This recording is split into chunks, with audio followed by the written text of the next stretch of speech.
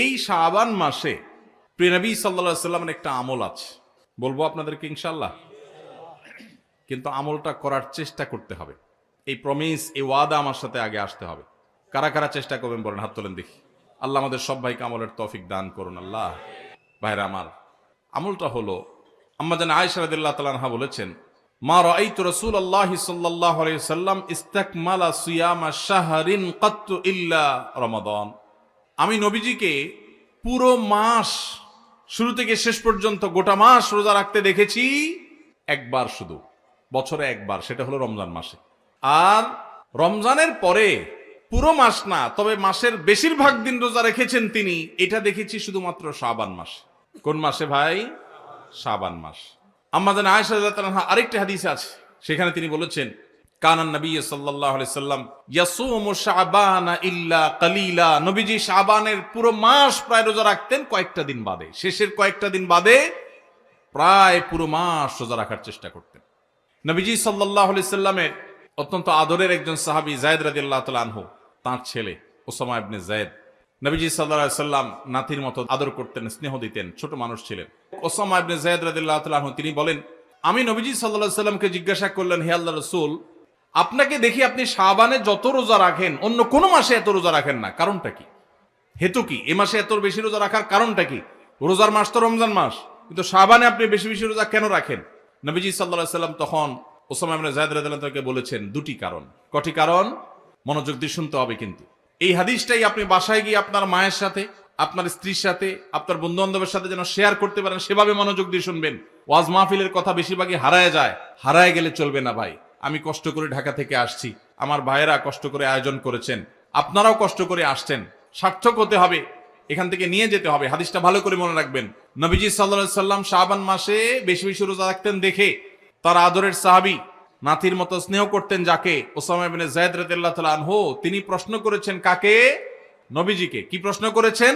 যে হে আল্লাহর রাসূল, আপনাকে শাবানে এত বেশি রোজা রাখতে দেখি, অন্য কোন মাসে এত নফল রোজা আপনি রাখেন না, কারণটা কি? তখন নবীজি কয়টা কারণ বলেছেন? দুইটা কারণ। নাম্বার এক, তিনি বলেছেন, যাকা শাহরুন ইয়াগফুলুন নাসু বাইনা রজব ওয়া রমাদান।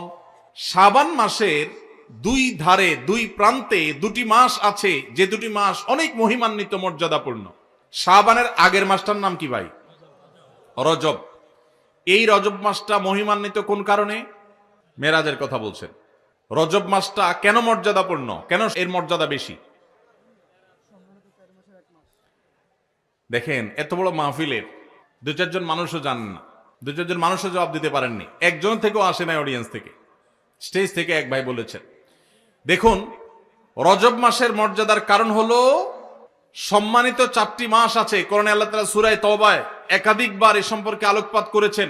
আল্লাহ বলেছেন, ইন্না ইদ্দাতাশ শুহুরি ইনদাল্লাহি 12 শাহরান ফি কিতাবিল্লাহি ইয়াওমা খালাকাস সামাওয়াতি ওয়াল আরদ মিনহা আরবাআতুন হুরুম। বছরে 12টি মাসের মধ্যে 4টি মাস আছে সম্মানিত, মর্যাদাপূর্ণ। আল্লাহ এগুলোকে সম্মান দিয়েছেন, বিশেষ মর্যাদার মাস। রমজান তো সবচেয়ে শ্রেষ্ঠ মাস আছেই, রমজানের পরে মর্যাদার বিচারে সম্মানিত মাস কয়টা? এই 4টার মধ্যে নবীজি সাল্লাল্লাহু আলাইহি সাল্লাম সহিহ বুখারীতে এই 4 মাসের ব্যাখ্যা বর্ণনা করতে গিয়ে তিনি বলেছেন, সালাসুন মুতাওয়ালিয়াত।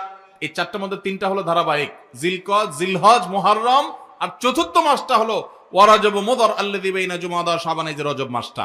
তাহলে রজব মাসটা সম্মানিত 4 মাসের একটা, সেজন্য এই মাসটা মূলত মহিমান্বিত।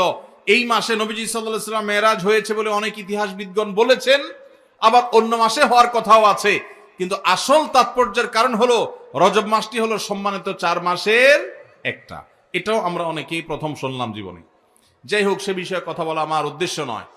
তো উদ্দেশ্য হলো যে উসামা ইবনে যায়েদকে নবীজি বলেছেন যে শাবান মাসটার আগের মাসটা হলো রজব, যেটা সম্মানিত 4 মাসের একটা, মর্যাদাপূর্ণ মাস। আবার শাবানের পরের মাসটা কোনটা? রমজান, সেটা হলো বছরের সবচাইতে সেরা মাস। তো নবীজি বলেছেন, দুইটা মর্যাদাপূর্ণ মাসের মধ্যবর্তী শাবান মাসে মানুষ আমল ইবাদত না করে অবহেলায় বেশিরভাগ মানুষ কাটায়। বেশিরভাগ মানুষ অপেক্ষা থাকে রোজা কবে আসবে, তখন কোরআন তেলাওয়াত শুরু করব। রমজান কবে চাঁদ দেখা যাবে রমজানের, তখন নামাজ ধরবো। রমজান কবে শুরু হবে, তখন থেকে আমি তারাবি পড়া ধরবো, ভালো কাজ করা ধরবো। শাবান মাসে মানুষ রমজানের ক্ষণ গণনা, দিন গণনা করতে থাকে, অবসর থাকে, অলসতা করে। অবহেলা করে। নবীজি বলেছেন মানুষ যেহেতু অবহেলা করে, এই জন্য এই সময়টাতে আমি বেশি বেশি নফল রোজা রাখি, কারণ যেই সময়টাতে মানুষ অবহেলা করে ওই সময় ইবাদতের আলাদা গুরুত্ব তৈরি হয়। ভোর রাতের সময় সবাই ঘুমায় থাকে, এই জন্য তখন তাহাজ্জুদ পড়লে সওয়াব বেশি। হুজুরের সবাই সালাম দেয়, রিকশাওয়ালা বেচারারা কেউ সালাম দেয় না। আপনি যা রিকশাওয়ালাদেরকে আসসালামু আলাইকুম বললেন কেন? কারণ তারা অবহেলিত, তাদেরকে মানুষ সালাম দেয় না। তাহলে তাদেরকে সালাম দিলে, হুজুরের সালাম দিলে যে সওয়াব হতো তার চেয়ে সওয়াব বেশি হবে, কারণ অবহেলিত, এদেরকে কেউ সালাম দিচ্ছে না। একজন গরিব মানুষ, একজন অভাবী মানুষ, সিএনজি চালক, তার গাড়িতে উঠছেন, মুসলমান হলে তার আচরণ হবে উঠে বসেই আসসালামু আলাইকুম বলবে। চেষ্টা করা যাবে না ইনশাআল্লাহ? শাবান মাসে মানুষ অবহেলিত থাকে, সেজন্য এই মাসে আমলের গুরুত্ব বেশি। অতএব যেই কাজটা মানুষ অবহেলিত করে, গাড়িতে উঠার পর চালককে সালাম দিবেন আসসালামু আলাইকুম করে। যে মালিক গাড়িতে উঠে বসে চালককে সালাম দিতে পারেন, সেই মালিকের মধ্যে অহংকার নাই ইনশাআল্লাহ, তিনি বিনয়ী মানুষ। আল্লাহ আমাদের সব ভাইদেরকে বিনয়ী হওয়ার তৌফিক দান করুন। দ্বিতীয় কারণ তিনি বলেছেন কেন তিনি এই মাসে বেশি রোজা রাখেন, ওই যে ওসামা ইবনে যায়েদ রাদিয়াল্লাহু আনহু দুইটা কারণ বলেছেন। এর মধ্যে একটা হলো শাবান মাসটাতে মানুষ আমল ইবাদত একটু কম করে, কারণ রমজান আসবে আসবে বলে অপেক্ষা করে, সেজন্য তিনি এই মাসে বেশি বেশি আমল করেন, কারণ অবহেলার টাইমের আমলের গুরুত্ব একটু বেশি। দ্বিতীয় কারণ হলো তিনি বলেছেন ওয়া হুয়া শাহরুন তুরফাউ ফীহিল আমালু ইলা রাব্বিল আলামিন, শাবান মাসে বান্দার আমলনামা আল্লাহর কাছে উপস্থাপন করা হয়, ফেরেশতারা রিপোর্ট জমা দেয়।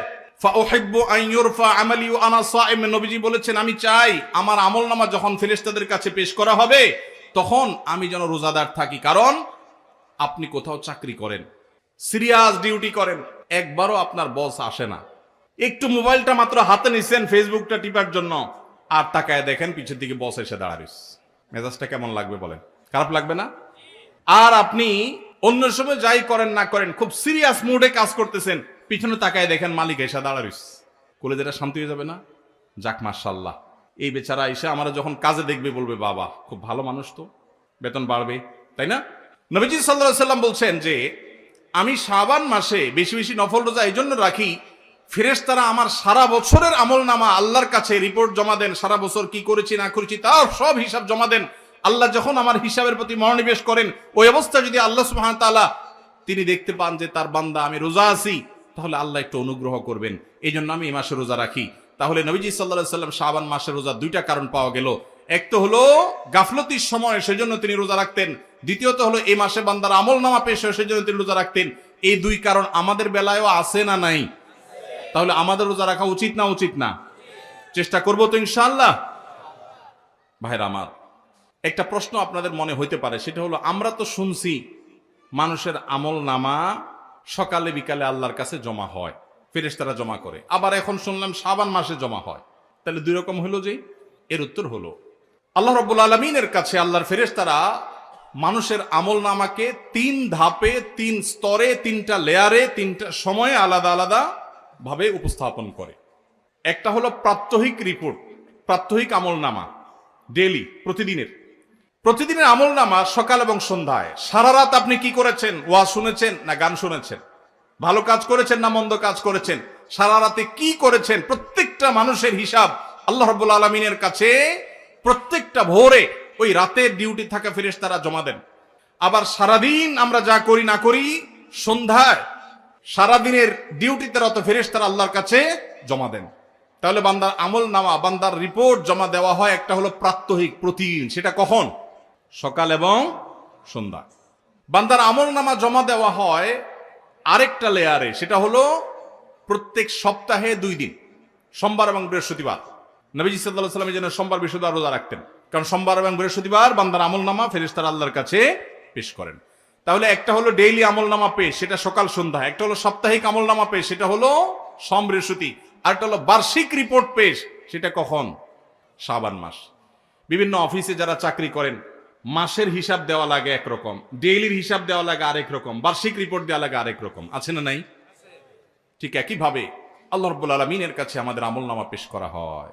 ভাইরা আমার, সেজন্য এই রিপোর্ট জমা দেওয়ার সময়গুলোতে বান্দা বিশেষভাবে আমলে মনোযোগী হবে। এই জন্য আল্লাহ তাআলা বলেছেন কোরআনে কারীমে ওয়াসাব্বিহু বুকরাতাও ওয়া আসীলা, সকাল সন্ধ্যা আল্লাহর তাসবিহ পেশ করো। নবীজি সাল্লাল্লাহু আলাইহি ওয়াসাল্লাম সকাল সন্ধ্যা বিশেষ তাসবিহ পেশ করতেন, জিকির আজকার করতেন, দোয়া করতেন, আমল করতেন, কারণ এই যে আমল জমা দেওয়া হয়। আবার সোমবার বৃহস্পতিবার রোজা রাখতেন, কারণ আমলনামা জমা দেওয়া হয়। আবার শাবান মাসে বেশি রোজা রাখতেন, কারণ আমলনামা জমা দেওয়া হয়। তাহলে আমল নামা জমা দেওয়ার 3টা লেয়ার আছে, মনে থাকবে তো ইনশাআল্লাহ? ভাইরা আমার,